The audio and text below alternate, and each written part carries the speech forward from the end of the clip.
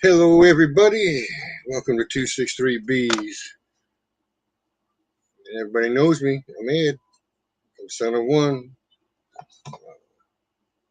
third-year beekeeper, working my way to trying to figure things out. So I'll be so glad if somebody come in yet. For those of you coming in after on the replay, thank you for showing up. Thank you for checking me out. I'd like for you to like, subscribe, share. If you would like to, follow along as we do these the chats, the videos, things that we do in our continuing effort to be better at beekeeping. We've always found out there's always more than one way to do something.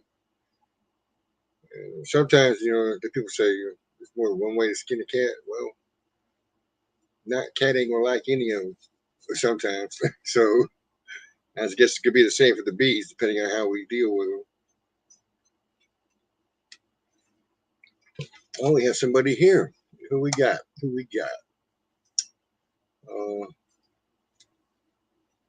Nobody's made a comment yet, so let's see where we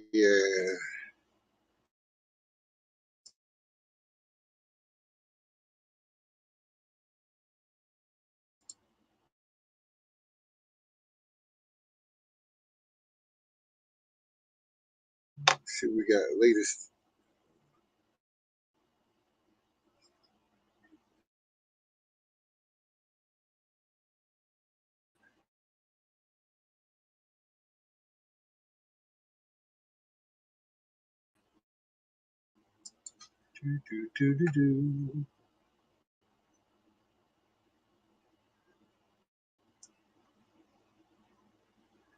Saturday afternoon chat. I'm open that.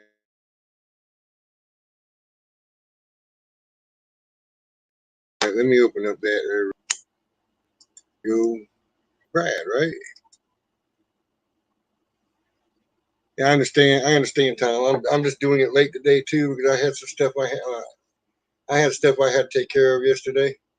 And I'm actually hopefully working on getting this property paid for and possibly moving the old trailer off, putting a brand new one on.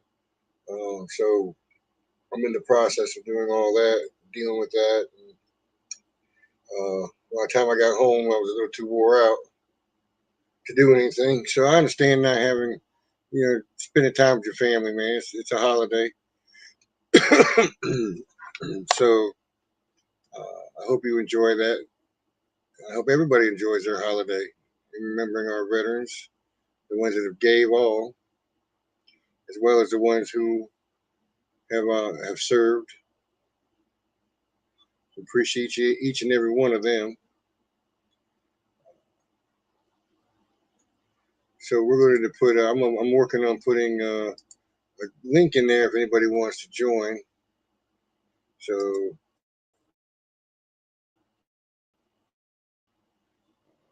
we can further this conversation.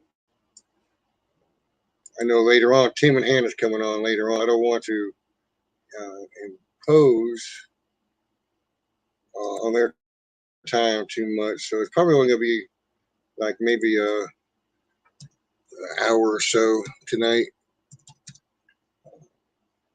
I've been doing some fact finding in my yard today, so I know I got probably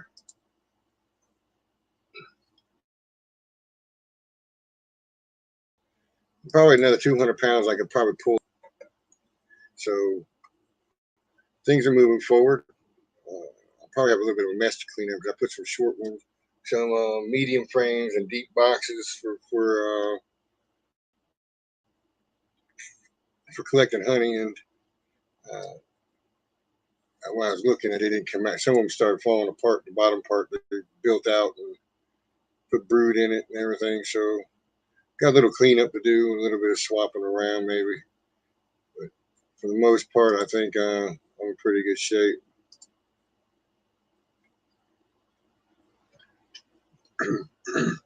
Yeah, Tom, my wife is a veteran.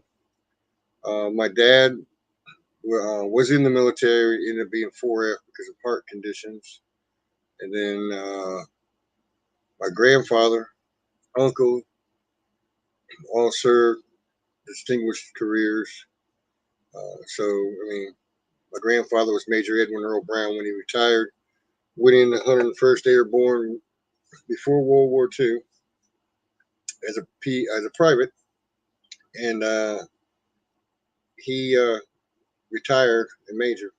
So it was easier to do back then, make rank. Probably just as easy to lose it as well too. If you didn't lose your life, you know.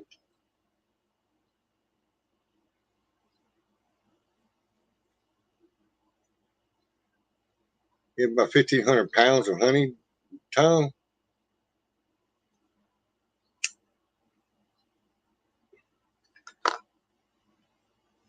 You got a lot more hives. I've got 7 I'm picking with, pulling. Some of them aren't completely capped yet, so I'm not getting a full pull. I can just let them sit out there, wait till they get fully capped, uh, instead of just pulling the capped ones. My luck is they're going to come up on a dearth and they'll be robbed out by somebody. So getting it while I can get it. Hopefully, I'll have enough to sell this year and make it all the way through the season, through the off season. So, if you want to consider around where we're at here in off season, so any kind of off season, we still have bees flying and stuff all season. So that's probably not a relative term for me.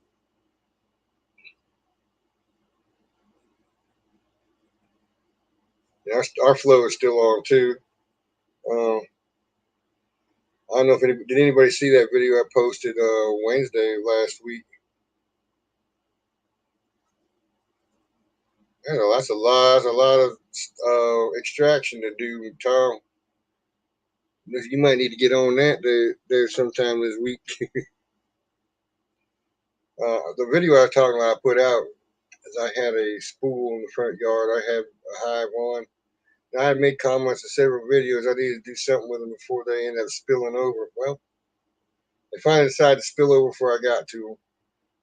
Flipped the whole hive over and did pretty. I mean, they're doing pretty good. I mean, I can pull a full super of honey off of them, uh, but they all don't want to go back in their hive. I don't know if they're scared or not.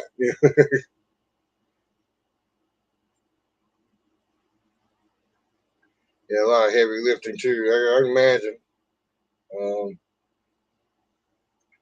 I've gotten to where I won't pull the whole. I won't pull the whole super off. I'll just pull the frames off, get the bees off of each frame, take what I need to extract, take them back, put them back in the hive, and then take the others out, spin those with some other, I only have a 4 frame um, extractor, so I can do, I can probably pull 8 out, do those 8, put them back in, and then probably leave 1 or 2 in there, just leave them there.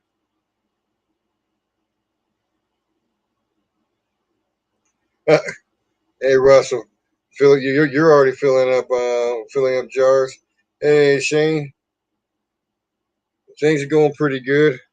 Like I said earlier in the day, I was tied up with running around, and I'm trying to get things situated where the property, half acre I live on, gets paid for, and it's being paid for, and possibly are making arrangements to have a brand new mobile home set on this property, and this one removed. It's a little bit bigger. Uh, got a bigger washroom. I can do I can do spinning, and I could actually extract inside instead of out fighting the girls out there. So those are some of what I was working on, and then uh, just the fact that I've been flat out exhausted from work and not wanting to do a whole lot. I missed last night, so I'm doing it today. It's this afternoon, so I'm thinking about an hour, maybe 2. on this live so that we could chat soon. And yeah, yes, Shane, and it will be nice. Even if I can't, if I can't get the other the trailer removed in this place soon, at least I know the property's paid for. I have a little leeway to be able to do some more things that I need to do with the bees. I mean, there's a whole lot of things involved. I mean, uh, it boils down to a family member's going to do something to help out. Not that I'm behind or in any trouble, just it's going to make me a lot easier for me to arrange my retirement early. I'm not going to retire early. I'm saying arrange things to get them in place before that time comes. Hey, Michael, how you doing today?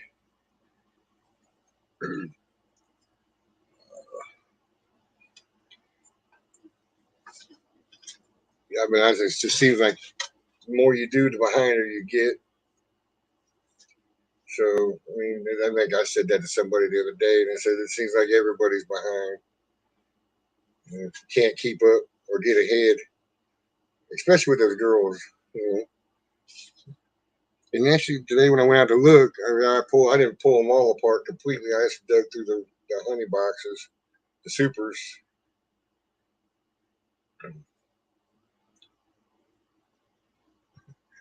Yeah, I bet you that was a chore, Shane. Working in your shed.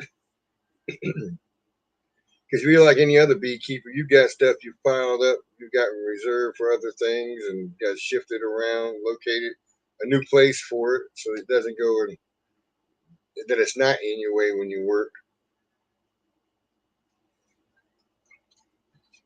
You guys probably croak if you actually saw my carport. I can't even park a car under it, but I videotaping extracting honey under it. I got saw tables. I got some old equipment I need to take out and take to the dump yard and sell for scrap anyway. Some of it too. So I mean, just not enough time in a day or a week or just when there's spare time, I can do stuff like that. Oh, you're on schedule, Tom. Setting up 32 mating nukes for summer solstice. Yeah, I have a plan for that myself. As far as I'm gonna try to graft my first time grafting, see how it works, and I'm probably gonna make some June splits, which will put us in through the summer. Which means I'm probably gonna have to feed my yard this year, which I didn't really want to have to do, but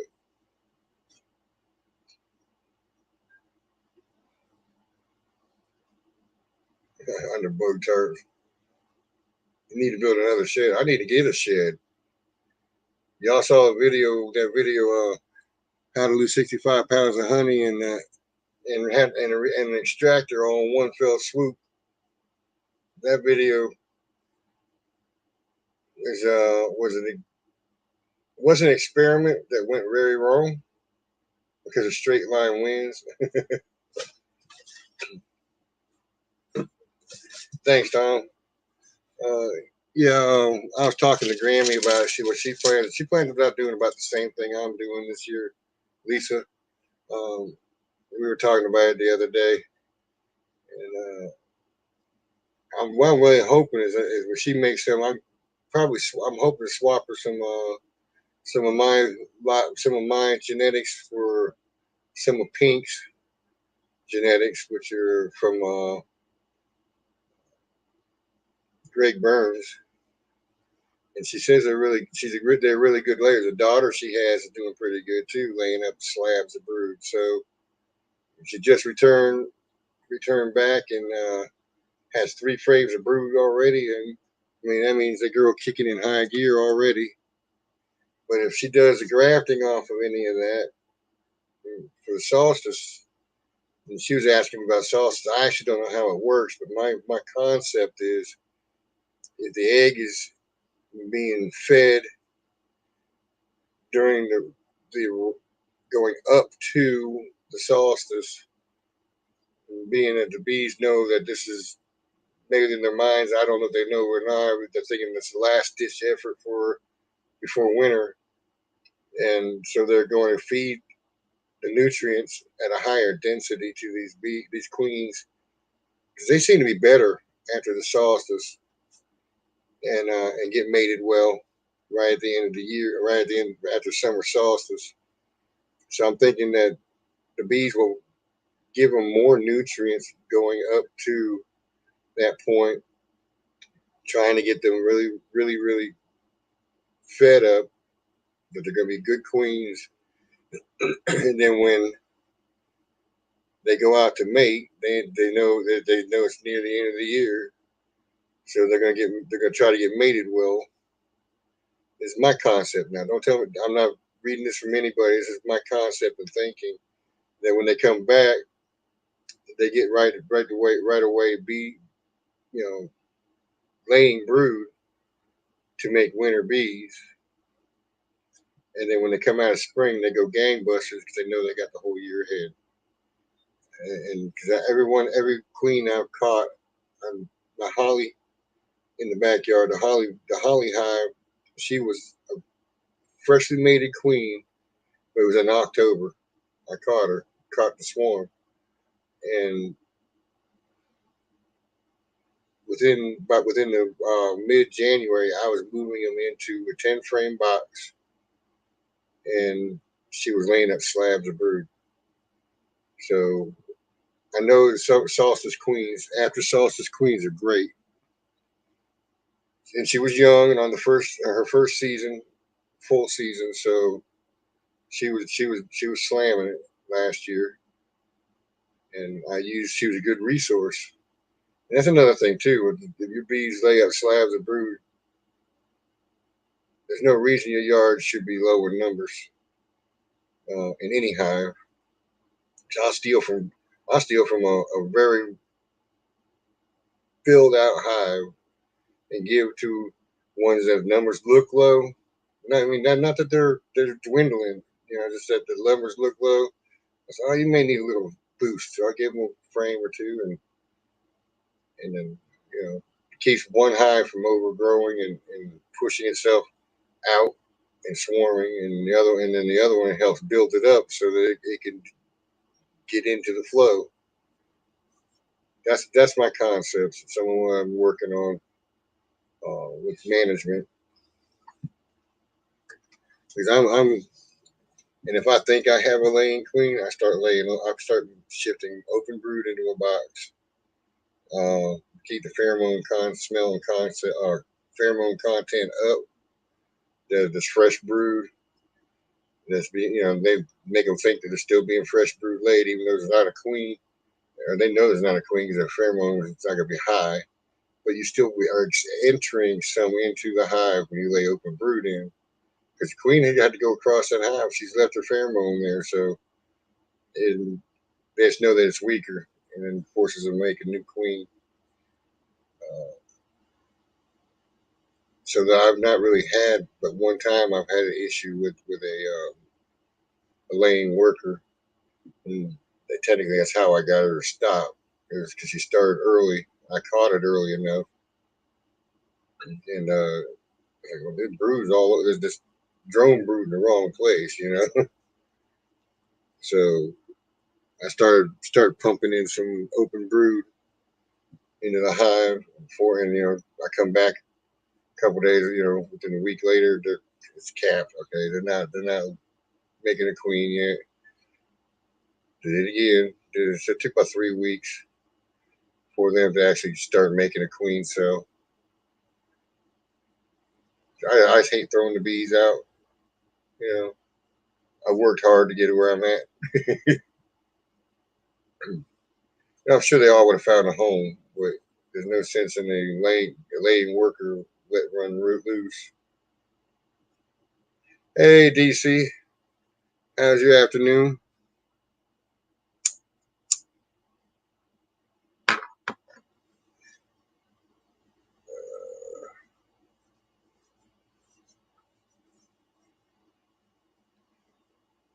Yeah, Shane. Yeah, Shane. I know he's Dave. But I just like going saying DC. It's easier for me to remember.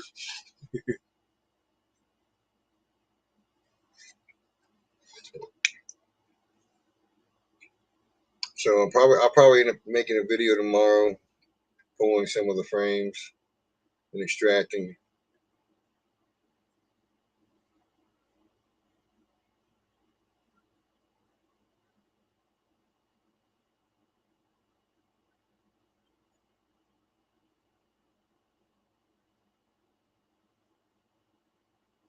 Huh.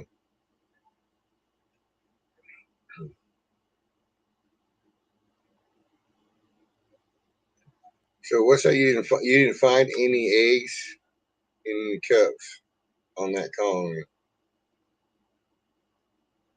So they moved the eggs where? Do you think they moved eggs? I don't know about that. Interesting.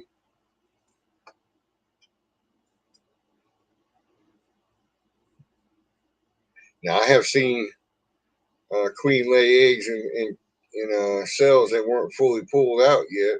I've seen that before.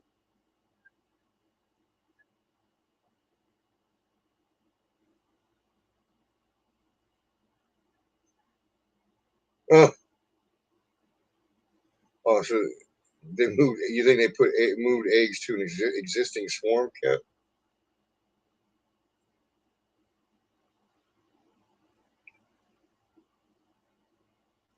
I've never really heard they had the ability to do that.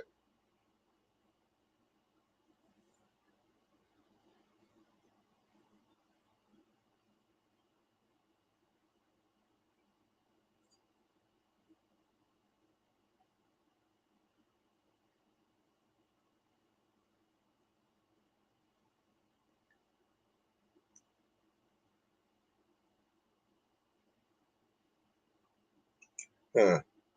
That's an interesting concept.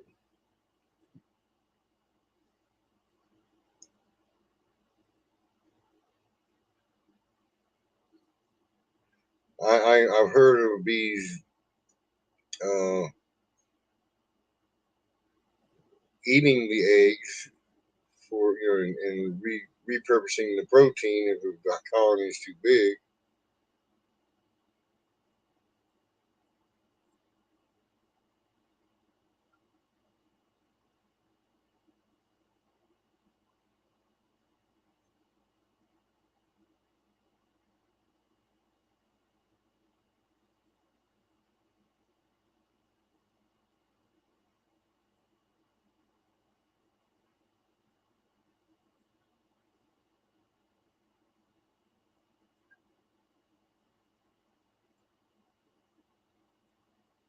Hmm. You sure that the startup one doesn't have a young queen or something in there you just don't know about? 'Cause that sounds sort of interesting.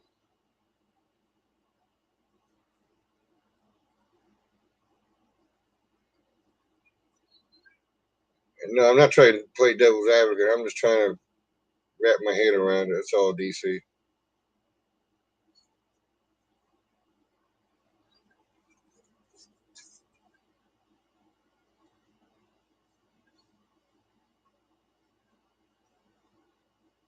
Okay, so you didn't transfer the queen, okay? Well, that was my thought. Maybe you transferred the queen over and didn't realize you had.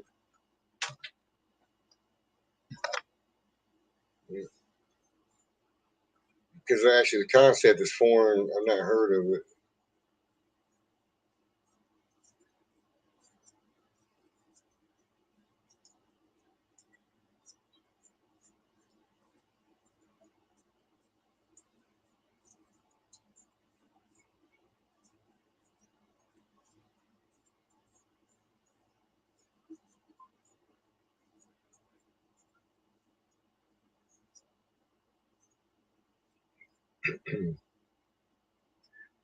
Now I've had the situation where I thought I had a laying. One time, the very first time I thought I had a laying worker was actually a new queen in return, and she was double tapping in some of the cells, not laying right.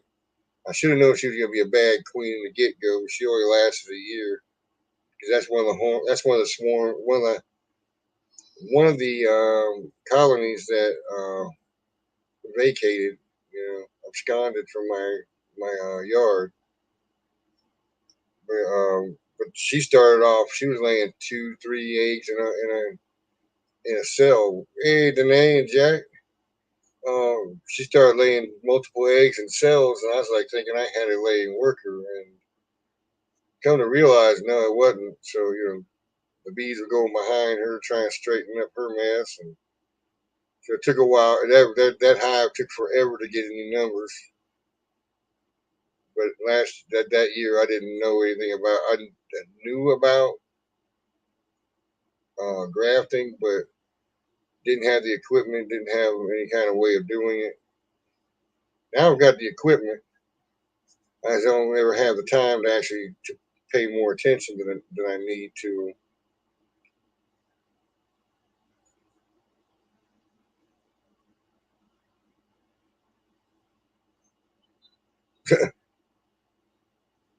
That'd be interesting though. That they think they need a queen, so they're going to throw an egg in a hive and start feeding it up.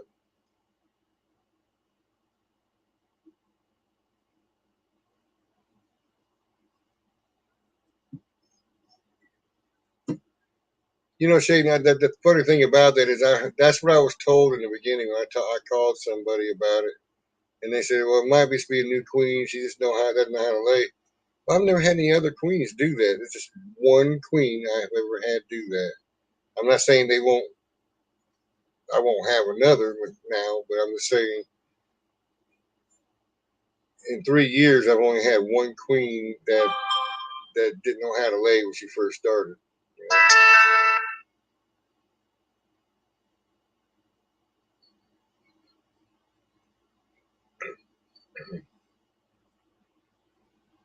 Yeah, DC, I checked that again too to make sure that there's no other eggs anywhere else too. Fresh eggs. Anywhere any for probably 2 to 3 day old eggs.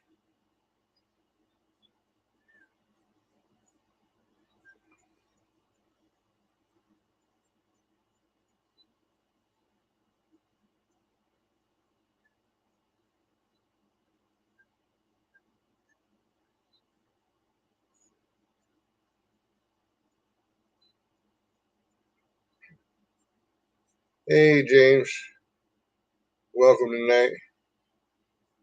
Well, the link should be in the top of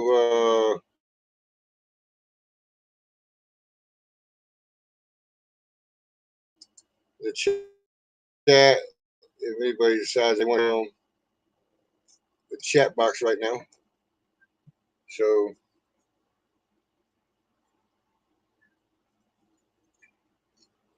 yeah, Shane, I know there's nothing 100%. Even some of the stuff I'm saying probably be taken with a grain of salt too, because it's something it has worked for me. So it doesn't mean it's going to work where you're at. You can try it. And some of the stuff I've tried.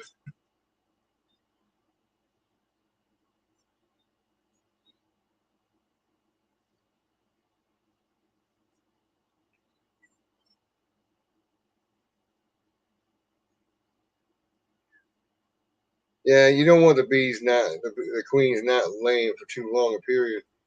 But what are your average temperatures right now up there, DC?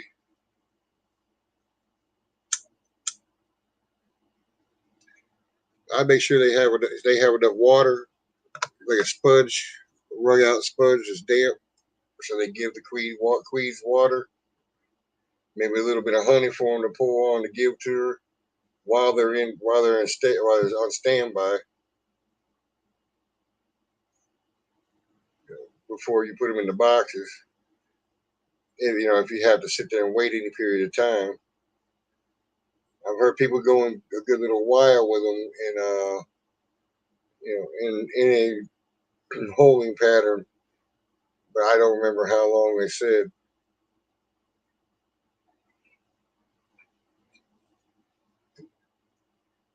But at least you know that they were laying for 21 days before you got them, so you know they're viable queens.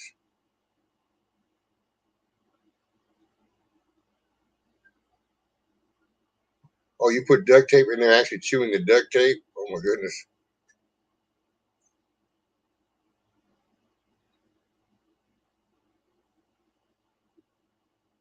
Okay.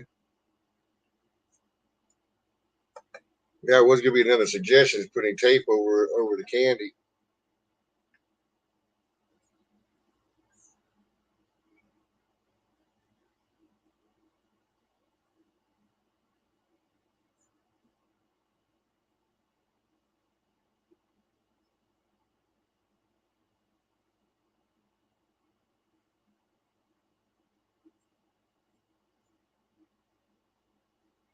Yeah. Yeah.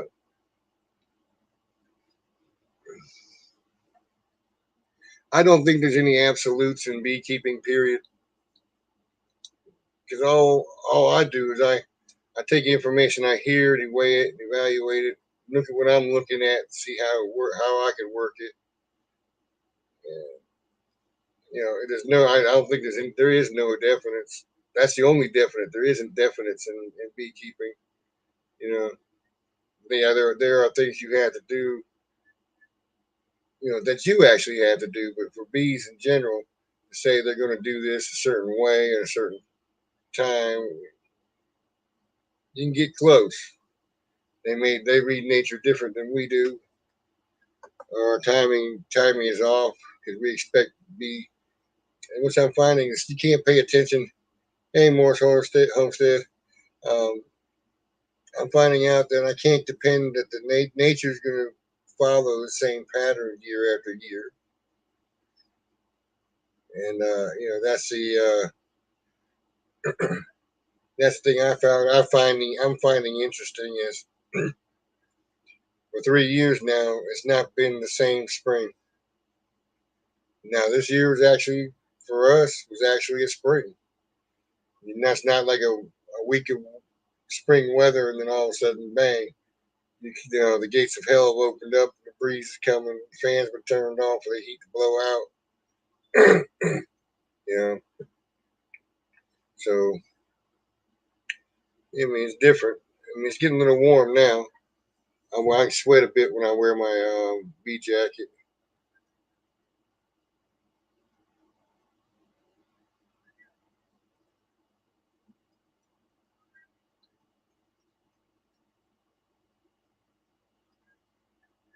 CDC. And I'm glad to hear that you've made it over a hump now. If you follow some of the same practices next year for your area, you might come out a lot bigger than you were this year.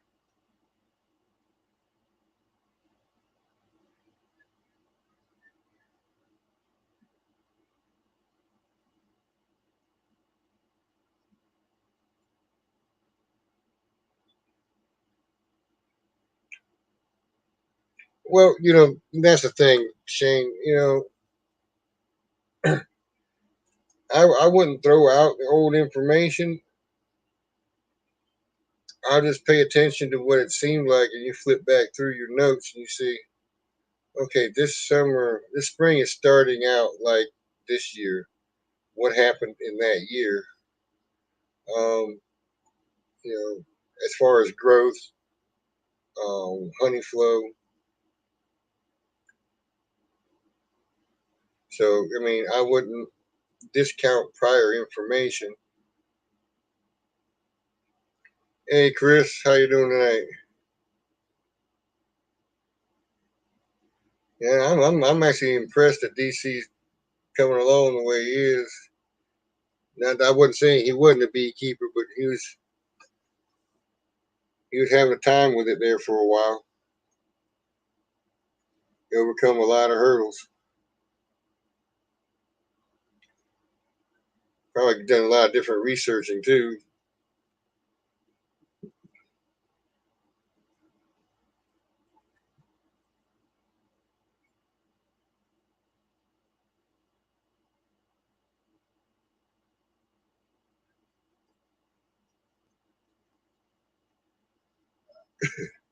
I'm finding if I stay, the less I get into mine, the better off they are.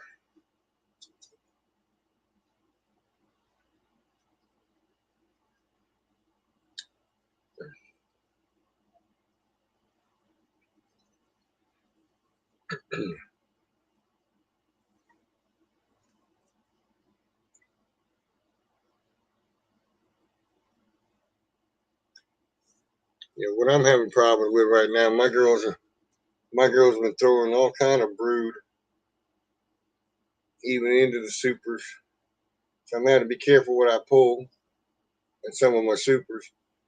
I'm thinking about adding another super to some of them because they're full, and probably one of my queen excluders uh, to keep them from going up. Pull a couple of frames up there so that they go up to take care of the brood, one brood.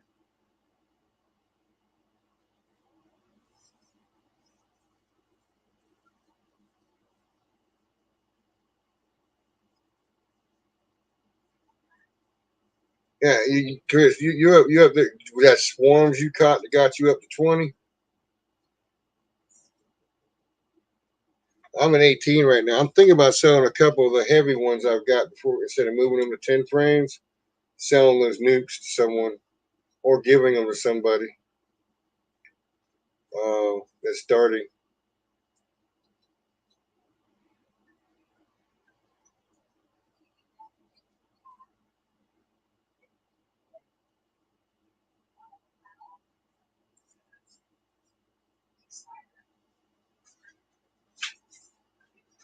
Well, see, the problem is the reason I was saying I was sort of today why I was saying, or not today, Morris, is that um, some of the frames I'm going to have to put our supers above them aren't going to have any wax. So I'm going to have to pull something from below up to get them to start working them if I put an excluder on it. Or I can let them start working it and then pull it back and put an excluder on it.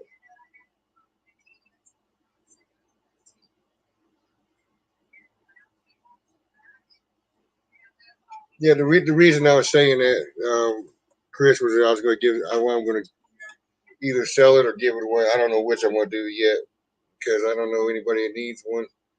But it saves me from having to go and put in a 10 frame right now. That someone else deal with it.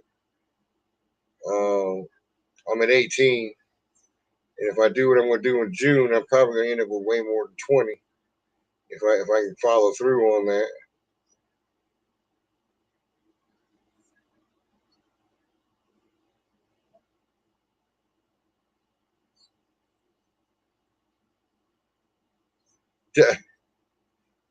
That's funny. That's funny, DC. It seems like if I get stung in the finger pads, my finger will swell. My whole fingers swell up. If I get stung in the knuckle or beyond, back behind it, I don't have that problem. It just seems when they get me in the finger pad, in that pad of the finger on any finger, it's going to swell the whole finger.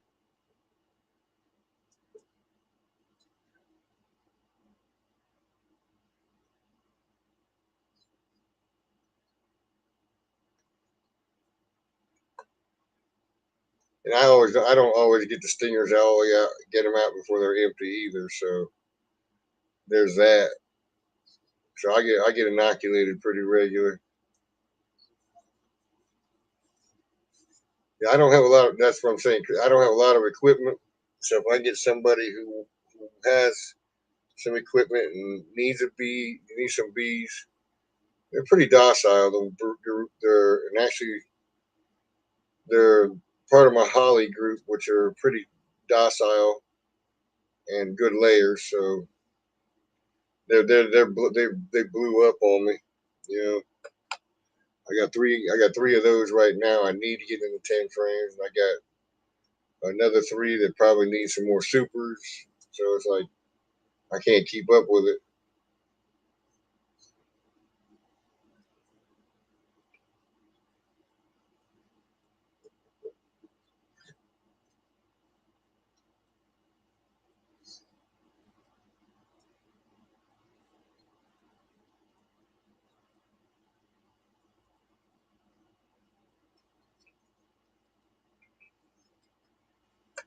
You know, it's funny to you just mention that, DC, because I've had a bee graze me with her stinger, and that thing hurt for a while.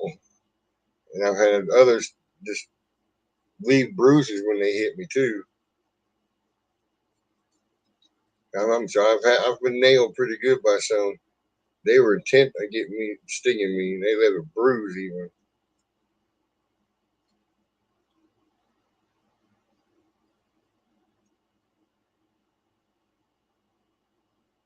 Yeah,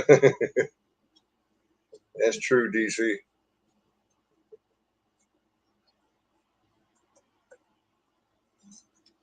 I still think that's funny. You busted me that time when that bee stung me in my nose, and I started. You said I looked like I started crying. And I did. My eyes watered up pretty good.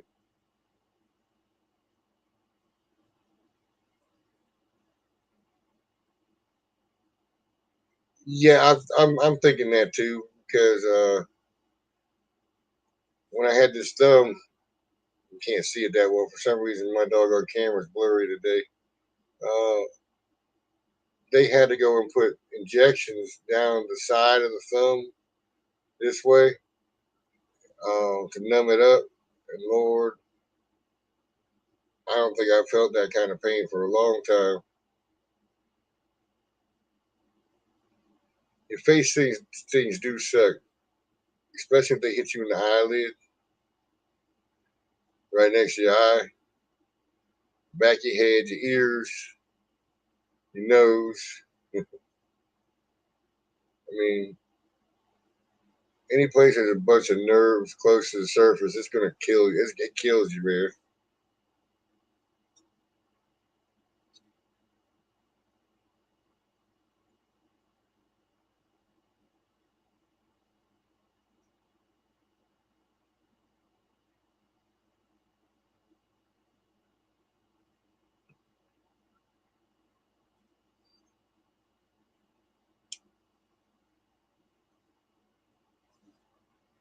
I think the only piece of extra equipment I got right now that I can actually use to put something into for like a split would be the one swarm box I have in the backyard still.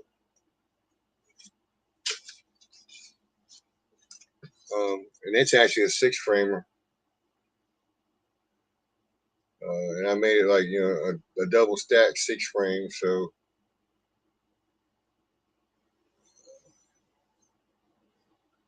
but Chris, you say you're a lazy beekeeper.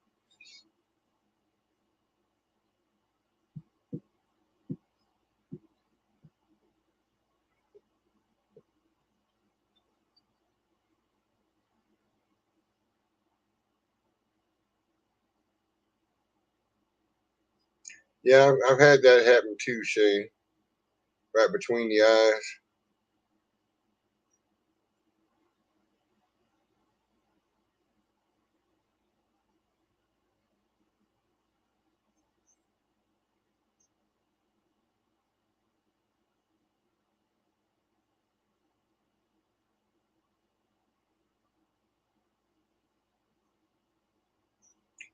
I had messing them hives today. I think I only got two stings all day.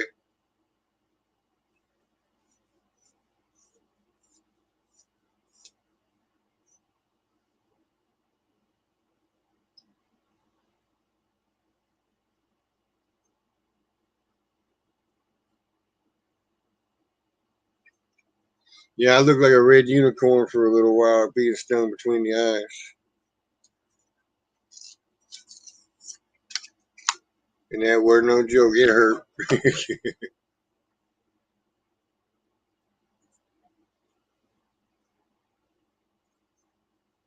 I haven't even seen any of Bob's videos lately. I've been so busy.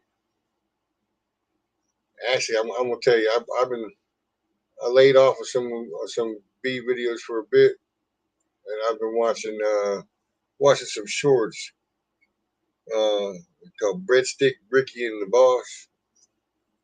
I die laughing because I used to work construction like that, and everything they're doing reminds me of what happened on the job.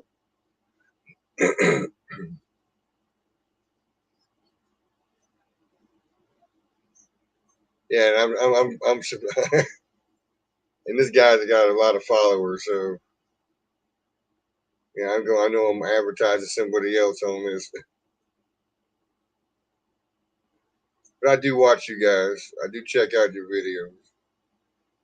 I do at least like it. If I don't respond, everybody responds to mine. I do try to answer something, even if it's just a like, or I loved what the comment was, or so. I appreciate all the comments you guys give me, even suggestions. And sometimes, every now and again, something's been was a suggestion I have tried, and I knew that it didn't work the way it needed. I wanted it to work. Uh, I still am pleasant with it because I know nobody's trying to slap me down or nothing. They're trying to help me out. So I do appreciate any and all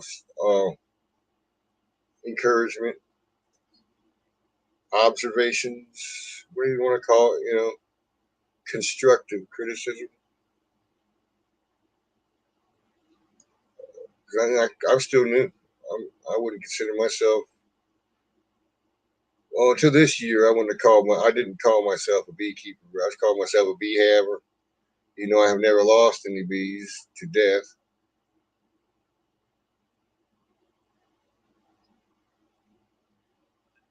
Yeah, yeah, you try don't spit honey in a windstorm. Yeah, and that's going to hang around a while because I knew when it happened, I was never going to hear the end of that. I don't. I still talk about it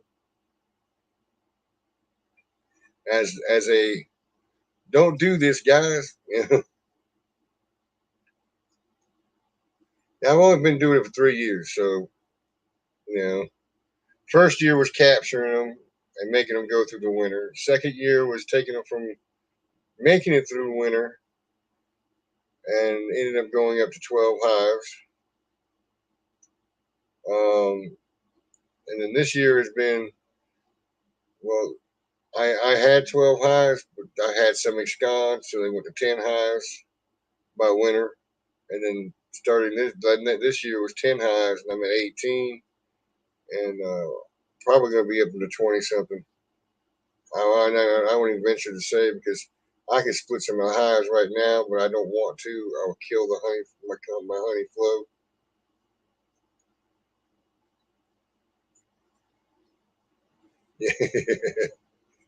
And that's what I take it as a joke because I think it's funny.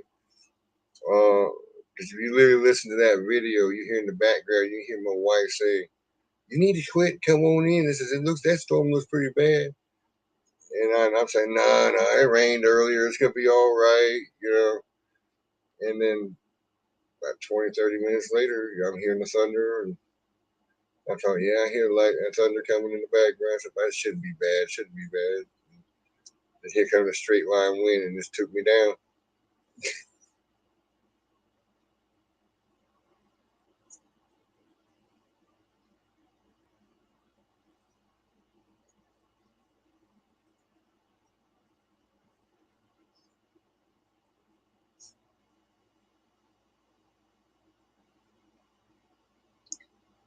All right, DC, that's good.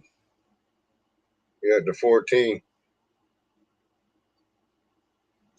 Now, you realize some of the ones the carnies you're talking about, stuff are going to brood down small, so I wouldn't freak too bad.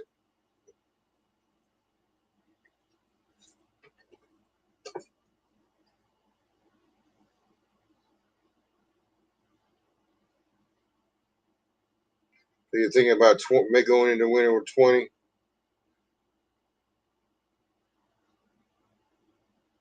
if everything goes right. I'd like to see you do it, and I'd like to see you come out the other side with at least 20. It seems like you sort of figured out, well, even if you don't come out with 20, if you don't lose any to starvation or freezing out or dying, I mean, and you had to condense them together to make it through. Hey, Bob, I mean, that's not really losing. I mean, you're just trying to preserve what's there.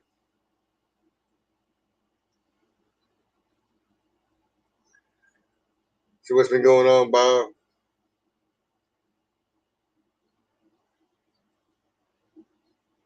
I'm reading chat box tonight. It looks like nobody's wanting to come in.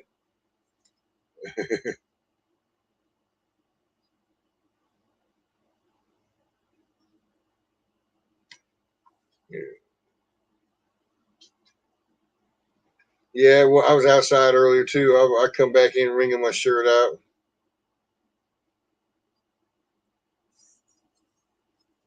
I'm just checking my boxes to see what I can pull tomorrow. Probably gonna pull probably another 200 pounds tomorrow, maybe off the hives, and get them situated, cleaned up, situated for adding some more brood box, more to them.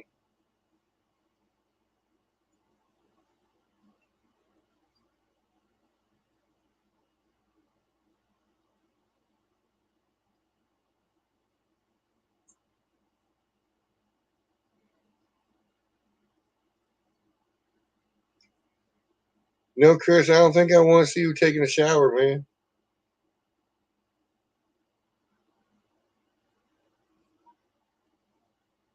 Yeah, I was gonna sell some today, Bob, but been running around taking care of everything, and then decided to look at the bees, see what if I can get some more honey out. I'm actually got a, I'm actually happy as can be right now. I got some seed that I turned out last weekend. I started working on, and I've let it rest. That stuff is the smoothest, silkiest seed I have ever had. And to come off my first pull, it started crystallizing, and I got it as soon as I started seeing the crystals in it. I whipped it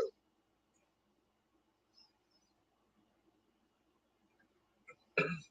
Shoot, Bob, isn't that when it gets too hot for you? As soon as the sun comes up,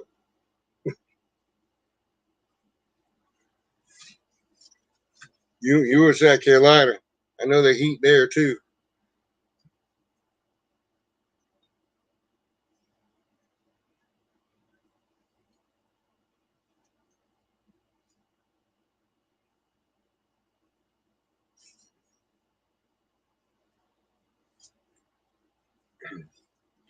Actually, right now, back of my shirt still wet from being out there. And then I came back in here. I came back into the house about 3 o'clock. Get ready for this live. Oh, and there's Bob knocking at my back door. I'll come in for a few minutes, man. I was out there in the heat and tripped and fell on my face. So I was just trying to burn off some stuff, and it was already hot. So add the fire heat to it. It's even worse. But yeah, I go out there. I go out in the mornings, and I stayed out to probably 2 o'clock out there, maybe a little bit later than 2. And I'm like, if I put it out there for several hours and you haven't come, then if you stop and my table's not out there, you knock on the door, I'll get some honey. But it's just one of those days where, like yesterday, it got over 90, right? Creamed honey doesn't do good in heat. So you have some cream. I start thinning out. Yeah, so I just moved it.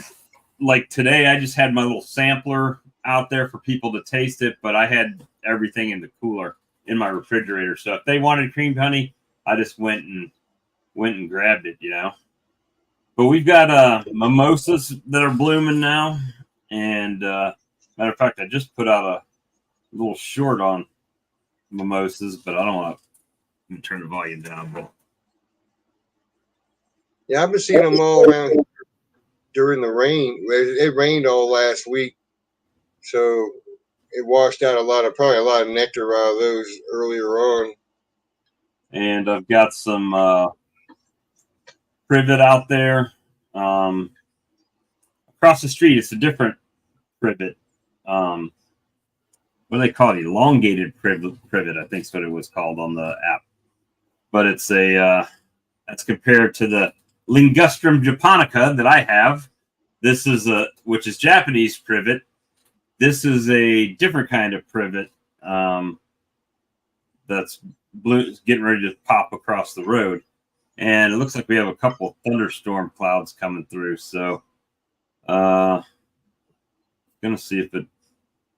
Oh, crap. Yeah, I've got the same Japanese privet in my backyard too.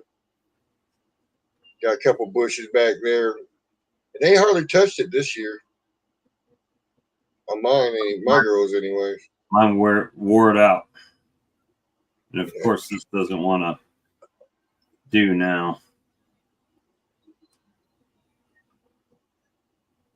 No, it's not going to show it now. Maybe I have a better gallery. There, I went across. That'll do it better. Flower. This is called the broadleaf privet. Well, at least that's what it says. And you probably can't read it. Lingustrum, right there. Broadleaf privet, right there. See how it's got longer leaves? The other one that I have is this Lingustra japonica. You see how the leaves are different? Yeah, that's what I have in my backyard. Very similar flower. But it's my bees love it. So we'll Tim. That. But you got some white clover down there, huh, Chris? It's been, it's kind of weird. It was like really mild, and then it started getting up into the 80s for about a week, and then it went from like low 80s, high 70s to 90s. And now it's like blazing outside. But it looks like we might get a little bit of rain tonight. And if we get that, it should help out with some nectar. Hazelnut, the maple, the hawthorn, the native blackberry, the snowberry. Yeah, that's why I just call it wildflower, because I don't really know everything. I just see what blooms around here, and I assume that's what's in it, right? And I don't really go too much in it. And just trying to sell some honey. So I probably sold between yesterday and today $260, maybe $260 worth, which isn't bad, And I started letting my my Cash App, when people Cash App me, I just leave it in Cash App now. I even send it over to the bank, just leave it in there. Maybe Cash App will send you a debit card you can use with it. Oh yeah. Yeah, so you don't even have to transfer it. Well, they charge you a bit of a fee if you do it instantaneous, right? I think you can. Well, if you do it on the slow free withdrawal, you have to put your bank information and all in. Yeah, you talking about Square? No, the Cash App. Well, my Square is set up that way. I can do it instantaneously, and it'll charge me a fee for it, or I can just let it sit there, and then it'll just move over and doesn't charge me anything. Oh, really? Well, I know my Square does that. But the thing is, they all charge a fee. So what I'm thinking about doing, and you guys tell me what you think about this. I've been selling $10 a pound, which is a little bit lower than everybody else around here, right? Even in the chat, it's a little bit lower. But I'm thinking if you're paying with Cash App or Square or something like that, it's going to go up like $12 a pound, because I got to pay that fee, right? So I'm the one losing on $10, you're paying 3%, right? So it's only like 36. No, that's $3.60. It's not that much. It doesn't seem like it's that much. Well, if you charge 30 cents on each transaction, you'll come out ahead, even when they do go and take the fee out. So, like if I got a pound and a half jar I'm selling for $15, if someone pays cash, was $15.30 if they use a card. Right. So I add the fee in ahead to cover everything, and I still end up with a few cents here and there more. Yeah, probably. That's what I was thinking about doing. Is that if someone wants to pay me with Cash App, just tell them the higher price, right? that they're going to cash at me. And if they're using Square, I can go in and change my Square on the computer, all the pricing, right? So when I add it up, it's just higher. And if they want to, I mean, cash is king, right? Like Chris said, the government can see that other stuff. It's just that, you know, those apps are nice and everything, but they do charge you. Like even my website, fees, you know? So it's just always something. But I've got a lot of people on Facebook that ask me, do I ship? And I don't really want to get into honey shipping, but you know, last guy bought $100 worth of honey, so I guess it might be worth shipping. Flat rate box, Bob. Well, those are pretty fat. I mean, I think it was only like $10 to ship that last one. So, Okay. I mean, because I can buy a box for $11, but get a box for $11 to ship, you know, the smaller jars to somebody. I get that little box at Walmart, cost me 88 cents, and then I can, depending on how much it weighs, I mean, I could $5 to ship or something like that, as long as it's not overnight. And I don't know how mailing creamed honey would do in this heat, right? So that would be a thing too. They might get there and it might just be liquid flavored honey at that point. Dry ice. And dry ice pack in there to keep it cool. All right, so Morris has a question here. What's he say? I have a 3 deep nuke. The next box I plan to add will be a medium cut cone frame. Should I use the queen excluder or not? I would. I would shake all the bees down in that first box, put the queen excluder on, and then they'll work their way back up, and then put that medium on top, and they should go up in there. Especially for cut comb, you don't want any brood to have been in there. People be chewing on that. Yeah. That's a little tough. Yeah, it'd be a little cocoon action going on in there. But are you planning to keep them in nuke boxes, or are you trying to move them? Because if I was gonna do that, if they're 15 frames, I would probably move them to me personally. If it's 15, I would have moved them to a single 10 deep, and baited them up, right? A single 10 deep, and then put the other ones on top and some other foundation next to them. But if you're going into 3 deeps like that, or a medium on top of 3 deeps, then do it that way. There's Philip. Hey, Philip. Hey, Tim and Hannah. Hey, Shane. I'm just trying to catch up. Hey, Mike. Yeah, you're catching up. I just popped in, man. I was like, saw you sitting here, and I just came in sweaty and hot, and after falling on my face, tripped over the garden hose, and I had my keys in my hand, and I felt like a tree, man, just like. Couldn't catch nothing, right? Yeah, my wife comes out. Are you okay? Yeah, I'm all right. It's my fault. I did that little short where I had the garden hose. My garden hose leaks, the nozzle, and I have it on a piece of plywood, sitting on a piece of plywood, and it's running at an angle, and the bees are just lined up, just getting water off of that fresh drizzle off of that hose. And I had it sitting out there, wasn't paying any attention, looking at my car keys, and caught it with my foot and fell right over. So, yeah, you do want to. I'm probably going just a little bit longer, because get off before Tim and Hannah have to go do their live.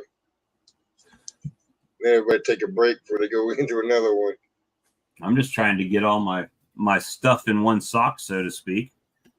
I've been busy, man. Just, you go out and you go out in the heat for half the day. It feels like you worked a day and a half.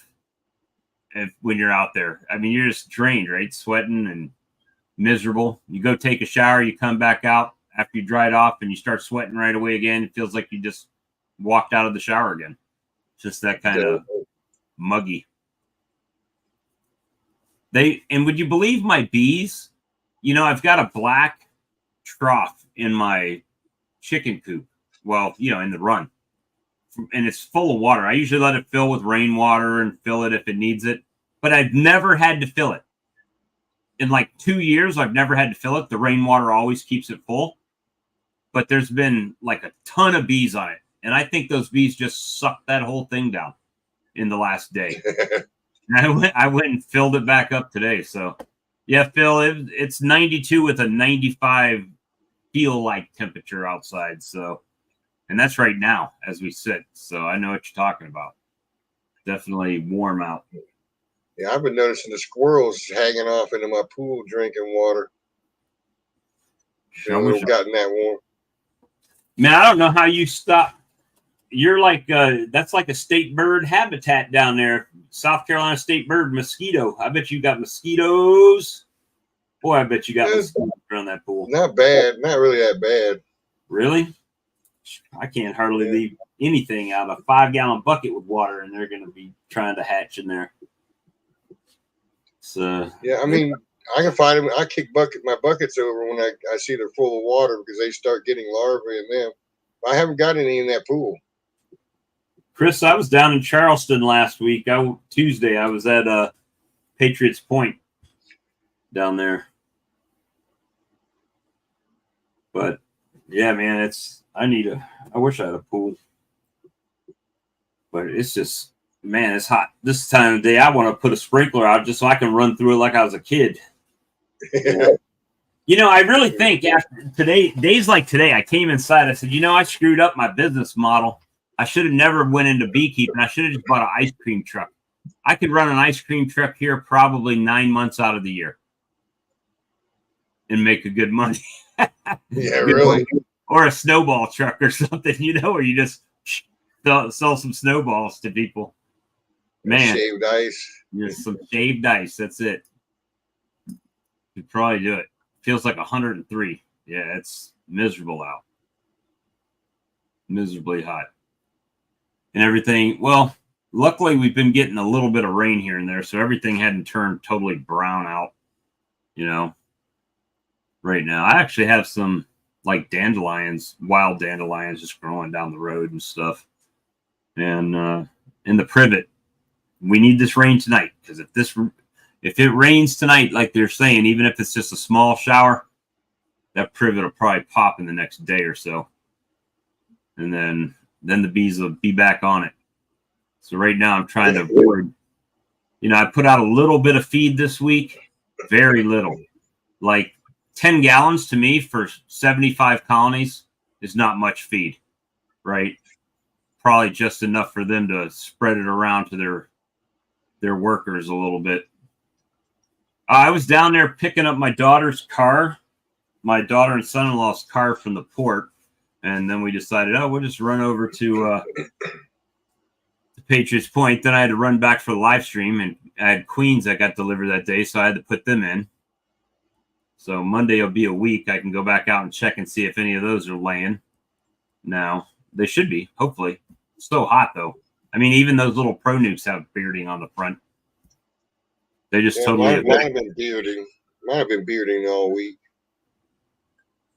Even in the rain, they've been bearding. How you doing for hive beetles this year? I haven't seen much of any myself.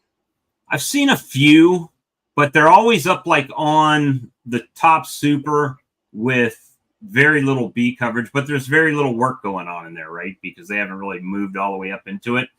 But they're not bad, man. They're not bad this year yet. That's a caveat. Yes, still have time. But overall, my bees are doing pretty well at the moment. Can't complain about them. It just gets to this point of the year where you're either harvesting honey, not much really going on, right? It's just harvest honey, shake them down, feed them up if you need to, but not too much happening, really. You see Bruce's new extractor video yesterday? No, I haven't seen that one yet. He got that the 32 medium, 24 deep. Looks pretty nice. I mean, I think he sells it for like $2,500. It's a pretty nice looking piece of equipment. It's about the same as my license. By the time you pay the shipping on the license, it'll probably come out about the same as the Hilco without shipping, right? So about the same. Huh. And on the inner cover, yep. There's just a few of them right now. So hive beetles aren't too bad. I mean, I hope I don't run into that problem with the hive beetles. I haven't yet. Well, my bees, I don't know, man. Some years, like last year was bad. The year before, when I was using the peppermint, not so bad. This year, I was using the Appy tablets, not that bad. So I don't know if it's a correlation between the, and I'm sure the Appy tablet has peppermint in it. I don't know how much, but I'm sure it does. And I think that had something to do with it at this point. But as soon as I get this honey off, they're getting tablets back anyway, you know. So by the end of June, end of June, 1st of July, I'll have all that hopefully pulled off for the colonies and ready to go. But it hadn't been a stellar honey year for me yet. I mean, I pulled 300 pounds. And I've still got honey out there. I've seen it. I just haven't pulled it, right? So depending how long we stay in dearth in between these two little flows, depends on how I want to get tables from you for after blackberries. Oh, tablets. I got you. They come in 10 packs. So you need 2 10-packs. DC. And I talked to Mehmet today. He hadn't shipped my creamer yet. So I said, man, you told me you were sending that last week. I need the creamer. I don't want to do it in the bucket anymore. I want to hit the button and walk away from it for a week and come back. And, you know, there you go. Creamed honey. So we'll see. I'll probably, right now, I mean, it's amazing. Someone will come and they'll buy 1 pound of regular honey. And then I'll sell them 2 jars of flavored honey. So they end up spending $30 and they've only bought 2 pounds of honey. So I'm averaging out $15 a pound that way. But it's if you get them to taste it, like I have a bunch of different flavors, right? So I already know not everybody's going to like every flavor, right? Some people like blueberries, some people don't. Some people like strawberries, some don't. Some like a lot of lemon, some don't. And if you get them to taste them, they'll say, you know what? I'll take a cinnamon and I'll take a lemon. Perfect. Oh, and I want one of these. One guy, he said, I'm going to need change. And I said, I should have 10 in my pocket. I pulled it out. All I had was 20s. He said, don't worry about it. I'll just take another bottle of honey. So he bought $40 worth of honey like that. So worked out pretty good. Yeah. More money, Bob. The thing is, you know, and this is, I had a person ask me, was it 2 weekends ago? They said, do you have any specials? And I was a little snarky. My wife called me out on it on Facebook. I said, what do I look like, Food Lion? I'm not a grocery store, right? I don't have specials. This is the special. Get it while you can get it, right? But she said, you can't say that. And I said, yeah, you're right. I probably shouldn't have said that. But the thing is, you know, they're not the ones out here in 90-degree heat working these bees, right? They're not the ones buying sugar all winter long. They're not the ones putting pollen substitute on, and they don't see any of that. And I get that. So I'm not a big fan of the discount. You know? Well, the thing I tell them is, you know, it's special to begin with because it isn't fake honey. It's come right out of my boxes in my yard. I just need to pull up some other people's what they're selling honey for, right? And be like, look, you're getting a discount right now. It's cheaper than everybody else. Even Sam down the road, he's like, you need to raise your prices. His prices have been higher than mine the whole time. I mean, his has always been higher than mine. But he doesn't make as much honey, so he sells out quick, and then he starts sending people over here, and then they don't go back typically, unless it just happens to be, you know. But you happen to be out. yeah, and luckily I've been able to sell everything that I've had. So, and that's the plan. My plan is not to run out ever, and what does that take? What does that look like? I don't know. I've never had more honey than I could sell. So that's something I'm working to try to overcome now, even when people say, hey, I live just down the road. And I'm like, well, I'm looking for a place I can put some hives, right? Even if it's 5-10 hives over on somebody else's property. I'm looking for some out yards, but I just don't want to be spending all my time driving around to all these different out yards all the time. Right. And that's the thing. So I don't know. I even thought I had all those migratory covers on the back of my truck today. I thought about selling some of those.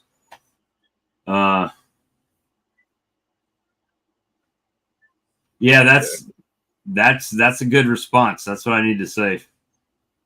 It's like, I'm just not big enough to do that. I like I kind of like when they're here and they ask if I buy 2 of these. No, I'm sorry, I can't do that. I would love to. Well, not really. I mean,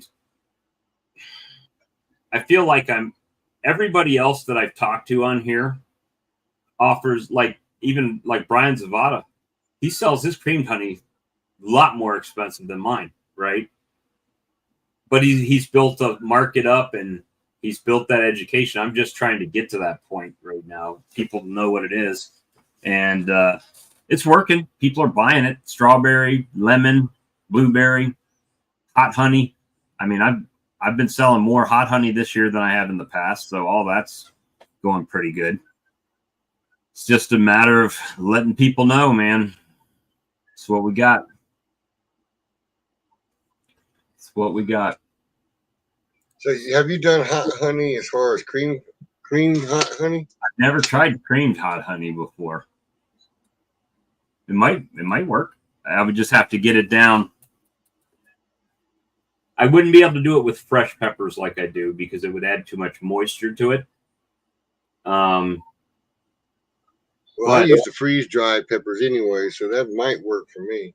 It might work for you in a cream. That's what I use. All of the flavorings I use are fresh, are freeze dried organic fruits like strawberries, blueberries, lemon.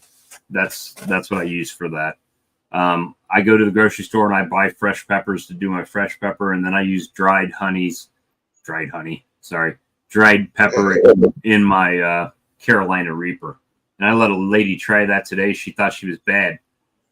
And I said, don't take that much. Trust me on this. And she dipped that whole little spoon in there. I was like, okay, I warned you. And within 2 seconds of putting it on her tongue, she's like, holy shit, that's hot. Sorry. Sorry about the language, but she started dropping some colorful language out in the yard today about it. But she ended up buying the fresh pepper one. But hey, let me grab my drink, man. Yeah, so I've been trying to. I got the cream honey I made though this year has been, or the seed anyways. I've just last year was gritty. This year is actually smooth. I mean, it's satin smooth. But of course, I let it run for part of one day, and then went back and then it set for about 2 or 3 days, and then run for half a day again. So I mean, I'm doing it the same way, Bob. You doing it, building my seed up with the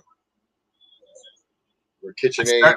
I started my seed in the KitchenAid, and then I moved that whole seed into a 5-gallon bucket with 5 gallons of honey, right? Or 4 gallons, in that area, so it wouldn't overflow. And then started mixing it, and when it got good, then I moved it. I filled up my KitchenAid mixing bowl to flavor. Yeah. And then I moved that to a gated pail so I could jar it. Then I take all those and put them in the refrigerator so they can harden a bit. And then and I rinse and repeat it. So I was able to really flavor 3 different flavors when did I do it? Thursday, I guess. Thursday or Friday.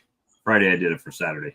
Yep. And doing it that way, I could mix a flavor, clean my stuff up, mix a flavor, clean my stuff up, mix a flavor, clean my stuff up again, and just rinse and repeat it. Let me see.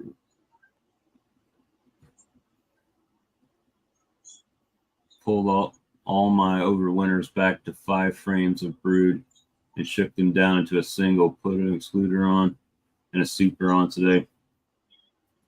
What I typically do when I shake them down, I usually, if I let them get into 2 boxes, right?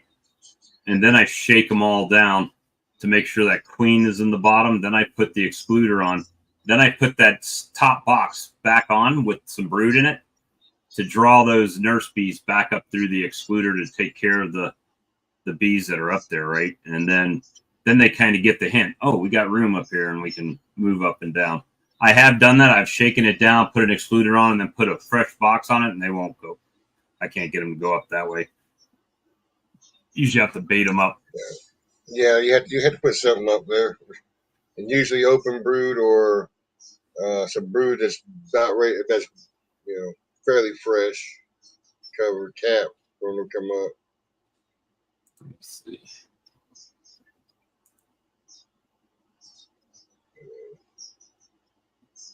Yep, you're in the same spot I was last year, DC, where I was trying to grow, but I didn't have the comb to do that, right? So I was like juggling around, putting frames down in the bottom, moving frames over, and yeah, I've got a mess because I juggle frames. I have a bunch of super frames I've had to use instead of the deeps. And the girls put it in the bottom, and they'll just draw off the bottom and make an extra piece on there, right? If they want to. Yeah, and you go to pull it out, and then that bottom piece they built still stuck to the top frame of the other one. It's like crap, Just gotta get they them. didn't stop; they just connected it. Get them checking it out. Somebody's saying there's a swarm 20 feet up in a tree. No, I'm good. I need no more bees at the moment. Matter of fact, I'll probably start entertaining people that are calling me for queens, right? Let them lay for a week or two. If somebody needs a queen, I'll sell it to them. Pull it out one of my nukes and let them do their thing. Because I don't know if I'll be able to get them strong enough by winter time for them to overwinter.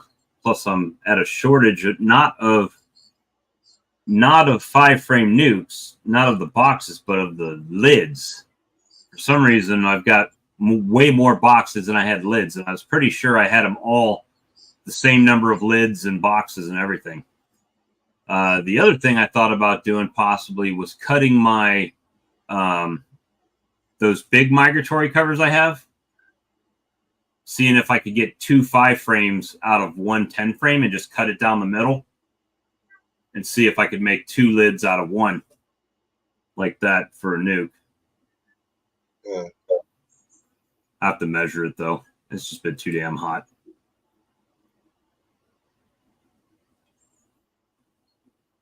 Yep, sugar water. I'm probably going to have to shut this off here in a few minutes, guys. I want to give it a break before Tim has to go on to his live. So you can grab some dinner before they. That's the other factor. All right. Well, I'll hop off here so you can do your thing, and all right, guy. And we'll talk to you later. I appreciate you coming on. Yeah, no problem. You coming on. Right, bye. Bye. All right, guys. So I'm gonna cut out of here myself. I enjoyed you guys being on. Share the video out, man. I hope you guys got some other information you guys got out of this tonight. And I'll see you again on Tim and Hannah's live tonight. So I say God bless you and your bees.